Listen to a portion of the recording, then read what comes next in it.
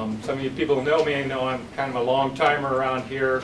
Back in '88, I was petitioning to get Ron Paul on the ballot. 2002, I ran for Congress. I'm the last person to ever lose to Doug Beereiter. Then I kind of drifted away, become cynical and jaded a little bit. And I guess it was 9 years ago I heard that Ron Paul was running for president, so that lit a fire under me again. And I went to some Ron Paul meetups, and there I ran into a couple of odd women. One of them was a very liberal, progressive, old hippie type, and the other was a conservative from Nebraska here. And back then I didn't know I'd be introducing Laura a few years later, but she is now in the legislature representing the 30th district? 32nd. 32nd district, and she lives in Crete. I just wanted to go through a few of the things that she is either sponsored, co-sponsored, or supported over the last couple of years. Her priority bill this year was the Article 5 convention, which would bring about term limits for Congress as well as a balanced budget. That didn't happen. Some other issues she's been involved in is the medical cannabis bill. She's a co-sponsor of that. That didn't make it this year. Asset forfeiture, on the other hand, has been passed. The bill to reform asset forfeiture. She's also stood her ground against her own party on a lot of issues, be it the death penalty or the driver's licenses for dreamers, and now professional licensing they just passed. And I assume you're voting to override, right? Thank you for that. And there was also the gun preemption bill that she was involved into. So I won't take up any more time. Introducing Senator Laura Ebke.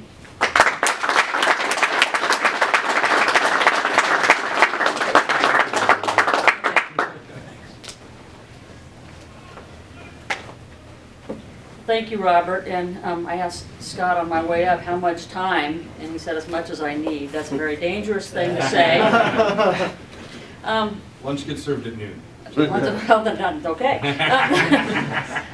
Let me just make a couple of comments. First, thanks, Robert, for that introduction, and to Ben for extending the invitation to me. Robert and I met, as he mentioned, back in 2007, and I think it was at a Godfather's Pizza, perhaps, or it might have been at that place out in... It was Mojava. Mojava, yeah. But at one of the early ones, you were there. Dave Owenbring, who I think preceded you in running as a Libertarian candidate against Doug Beereiter. And I was taken by these two gentlemen who, afterwards we were kind of chatting, and we were talking about, the difference between the Libertarian Party and the Republican Party. And they said, well, the problem is that if you get two libertarians in the room, you start having a fight over who's the most libertarian. So I've come to appreciate that. I gave an earlier version of this talk to the Young Americans for Liberty back in February, and I called it The Good, the Bad, and the Ugly. But I'm not sure that they were really old enough to recognize the reference. Hopefully a few of you will, anyway.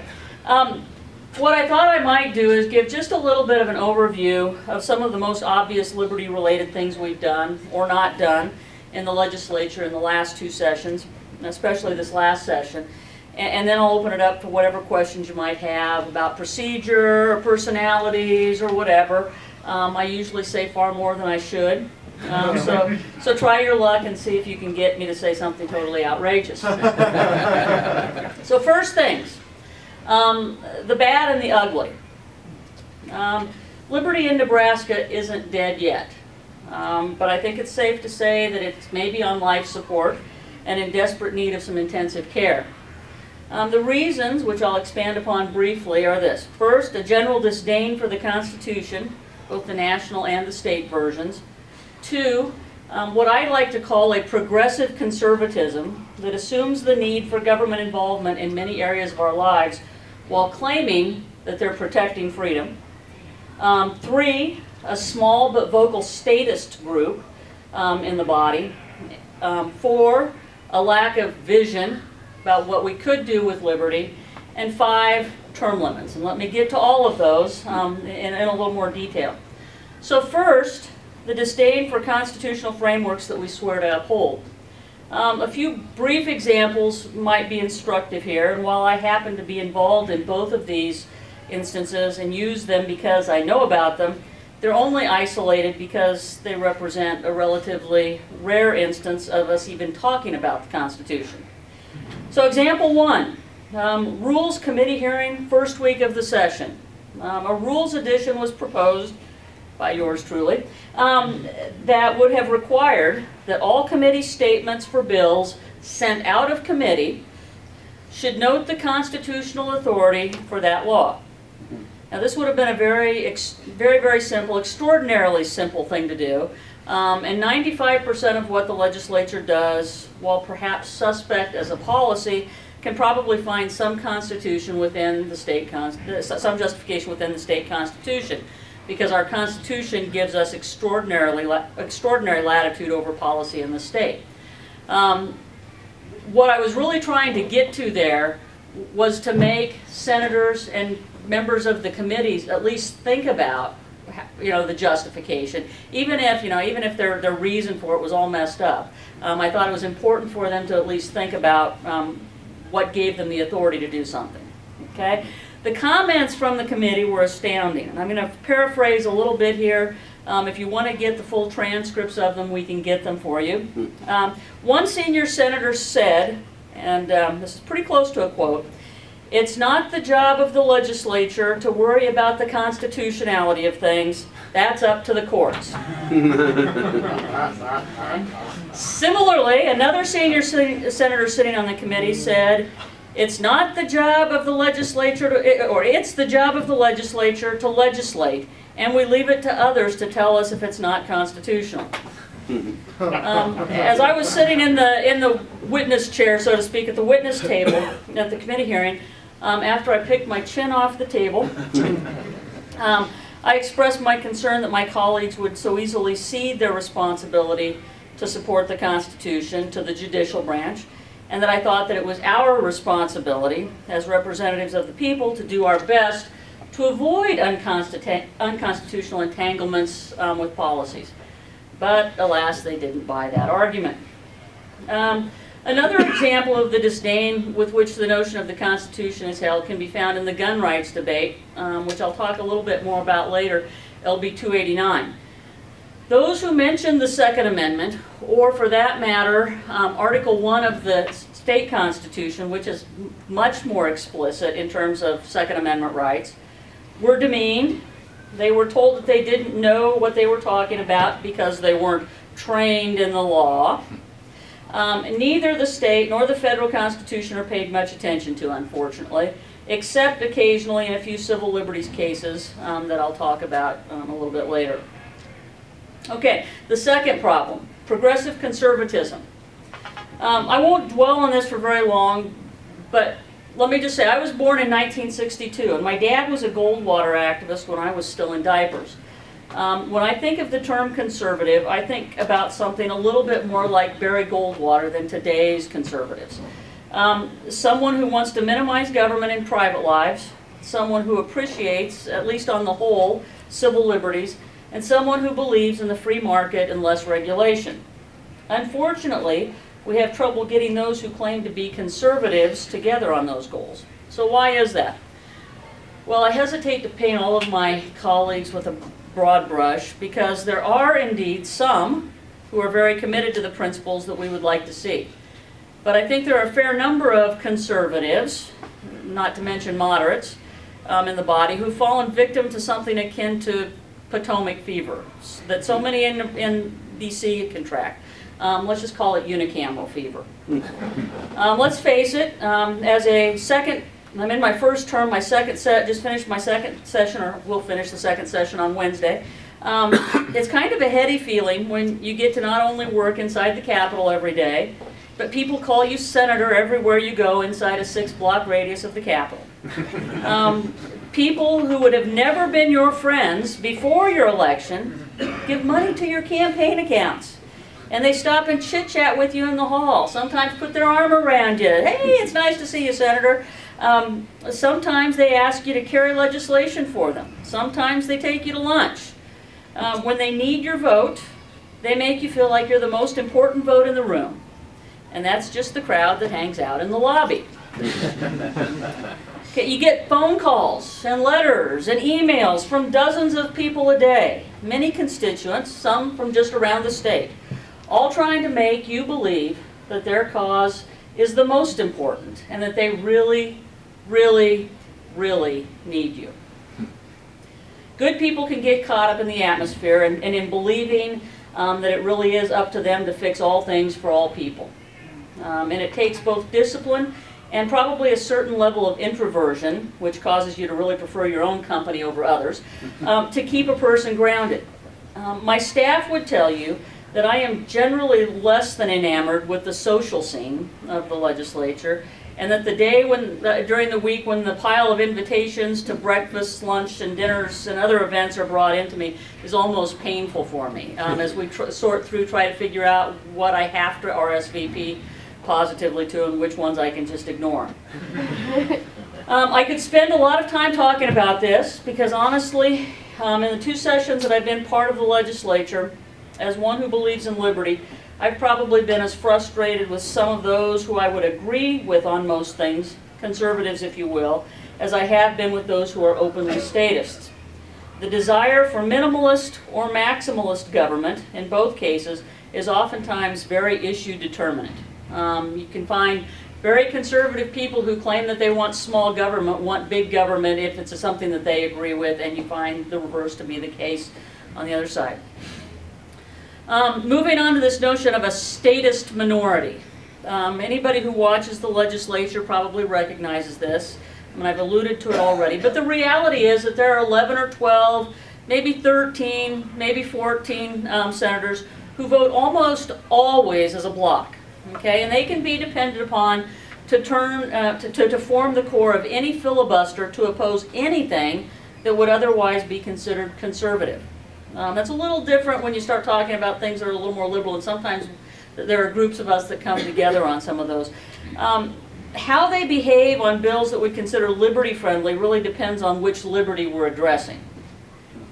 The use of the filibuster has become very popular of late. I've been told that in the last few years they've become even more common. I've had multiple former senators, current lobbyists, and others tell me that they've never seen anything like what happened this last session, where we started almost from day one in filibuster mode. If you understand our system, it takes a supermajority of 33 votes out of 49 to break a filibuster. That's 67% of the body, which means that only 17 members can stop virtually anything. Now, that's a good thing, I guess, if you're on the side that wants to stop things. It's a terrible thing if you're on the side that wants to promote something, especially if you want to promote something that one would argue is pro-liberty.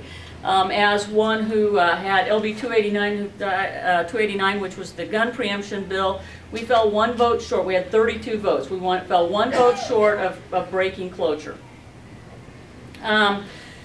Okay, so the statist minority in the body can usually pick up 5 or 6 votes from what would be argued to be the more moderate group of senators, although sometimes I fit into that crowd. And we'll talk a little bit about the nature of the unicameral and our nonpartisan system. Keep in mind that these 33 votes, these 33 votes are needed just to move to an actual vote on the bill. Keep in mind also that constitutionally only 30 votes are needed to override a governor's veto. So it takes more votes for us to be able to move to a vote on a bill than it does to override the governor. One of my personal gripes in the legislature is the apparent lack of vision by groups of members. Those of us who would be right of center have a terrible time with this. We're awful when it comes to talking about a vision. We say that we believe in smaller government, and then we pass bills like the Radon-Resistant New Construction Act, which will require what? More regulations. We say that we think that government spends too much, and then we consider legislation like the Teacher Education and Healthcare Professional Student Grant Program Act. We talk about these things, about how we hate big government, and then we pass things that will create more big government. We are, in a word, winging it as we go along. If we had a true majority conservative or libertarian or classically liberal, call us what you will, legislature, we could agree on a goal and would endeavor to focus on that goal in most of what we do. For better or worse, though, Nebraska's nonpartisan unicameral legislature results in a structure that has 49 independent actors, and a majority of those folks believe that to caucus, to plan strategy, or to talk vision is somehow being untrue to the system. The interesting part of this is that the people who I will call the statists, the collectivists, the progressives, whatever, okay, they don't seem to have that problem. They caucus on a regular basis. They have a plan. It's obvious who's supposed to do what when they start on a filibuster. But those of us who are on the other side, the smaller government side, if you will, the conservative side, we don't seem to be able to get around to caucusing. Term limits. Term limits are a mixed bag. I wouldn't be in the legislature were it not for term limits, nor would many of my colleagues. Take that for what it's worth. The state constitutional provision limiting legislators to 2 terms, which must be followed by a full term out of office before they are eligible to run again, has resulted in sort of a mixed set of results. Among them, we find that we depend more than we should probably on staff who have been around longer than anyone who has been elected to office.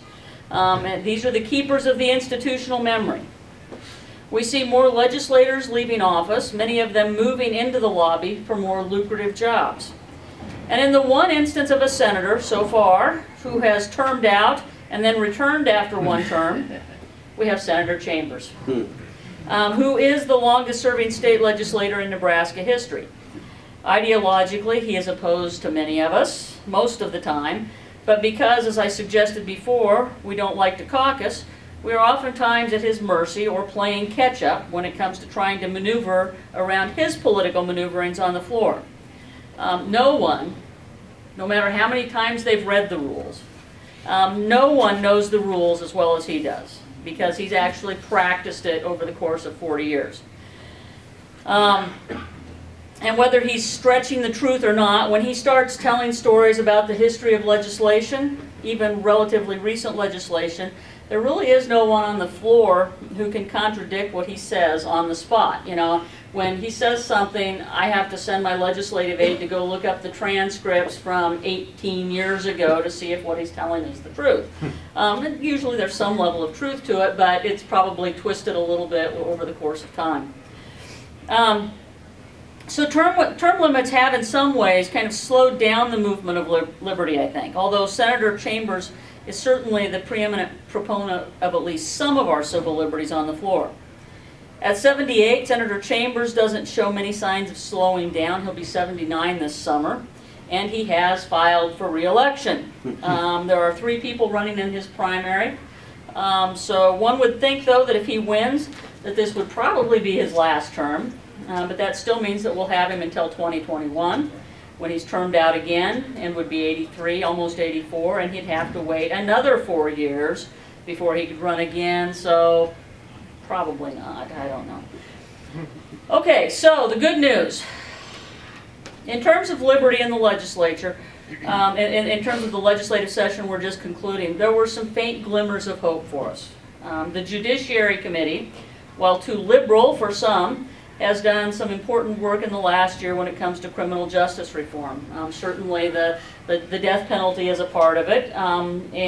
But beyond that, LB 605 last year made great strides in revamping the criminal code so that we put fewer people in prison for nonviolent offenses. Senator Garrett's LB 643, which dealt with medical marijuana and came very close to advancing this year on select file. It failed to get the cloture vote, but it did get 30 yes votes. So we have made some level of progress on that. That bill, of course, is not without some level of consternation by people on both sides of the issue. It wasn't a perfect bill. It was a pretty good bill. When he brought it to us, the committee amended it. Then they amended. We had like 18 amendments on that during the course of the of this bill. The final version wasn't awful, and actually Senator Howard added some pieces to it on the floor as part of that select file debate, which would have made it a much better bill, in my judgment. It would have expanded the number of things that the medical marijuana could have been used for beyond just the seizure disorders and things like that. LR 35 was my application for a convention of states, and I'm not going to give you the whole nasty story here, but the resolution was defeated on the floor, and it will be back. Its mere presence and the manner in which it was dispatched also gave me the opportunity to make snarky comments throughout the rest of the session about how we should follow the Constitution. And while I won't say it was widespread, by the end of the session, some of my colleagues were also making mention of pieces of the Constitution in debate as well. So if nothing else, we got the Constitution talked about. Other bills which had a liberty element, some succeeded and didn't. As we talked about health care, we did pass the Direct Primary Care Act, Senator Reepe's bill, which allows primary care physicians to engage in some of they don't have to be associated with basically it's a concierge type of allowance. Other bills which had a liberty element, LB 289, which I talked about, was my statewide preemption bill, which would have seen to it that everyone in the state had the same rights when it comes to firearms possessions. It fell short on cloture by 1 vote. LB 738 was also my cell site simulator or Stingray bill. It advanced out of committee attached to Senator Hansen's privacy-related legislation. But neither bill was prioritized, and we just ran out of time on that one. Those will probably both come back next year as well. Next year will be a little bit different because we can schedule things. We can drop bills early, and they will go immediately after they've come through committee. They'll immediately go onto the agenda, and you don't necessarily have to prioritize things. This year we really had to prioritize in order to get anything heard if it wasn't out of committee already at the first of the year, so if it wasn't hanging over from last year. LB 821 was Senator Larson's Workplace Privacy Act, which would prevent employers from requesting or requiring employees and applicants from giving them the passwords to their social network accounts, or to require the employee to log on in the presence of the employer. The bill was passed on Wednesday and is on the governor's desk. Presumably that will be signed. I haven't heard that it wasn't anyhow. LB 898 was Senator Fox's bill, which exempted people solely engaged in natural hair braiding from credentialing requirements and licensure. This was a great little liberty bill for Senator Fox in her first session, and it was signed by the governor back in March. Probably the biggest thing, and this was mentioned already, the biggest thing we did for liberty this session was LB 1106, the civil forfeiture bill that Senator Garrett introduced and which I co-sponsored. The bill eliminates much of the policing for profit in the state, requires that the state takes something away, that if the state takes something away from you, it must prove that you're guilty of a crime or give it back. There was a unique coalition of people on board with this bill: the Libertarian Institute for Justice, the more conservative Heartland Institute, and the American Civil Liberties Union. The bill is on the governor's desk. It passed on final reading on a 38-8 vote. Where some civil liberties are concerned, there does seem to be an ability of liberty-leaning conservatives and civil libertarian progressives to work together. Personally, my attitude, as we've looked at these issues, is that I'll work with anyone whose position on a bill is consistent with mine, even if one of the other of us is filibustering the other on the next bill.